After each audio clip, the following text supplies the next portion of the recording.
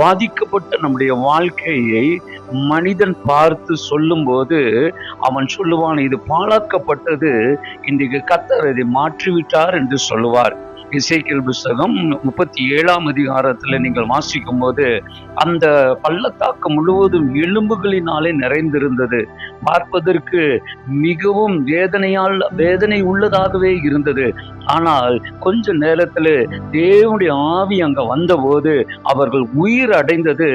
அந்த எலும்புகள் எல்லாம் உயிர் பற்றி எழும்பின போது அது பெரும் சேனையாக கர்த்தர் மாற்றுகிறார். பார்வைக்கு மாற்றுகிற தேவன் நம்முடைய ஆண்டவராகிய கர்த்தர்.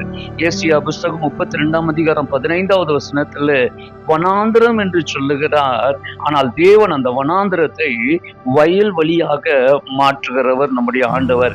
எந்த செலவும் இல்லாமல் பாலானதை பயிர் நிலமாக மாற்றக்கூடிய ஆண்டவர் நம்முடைய ஆண்டவர். மார்க்கு புஸ்தகம்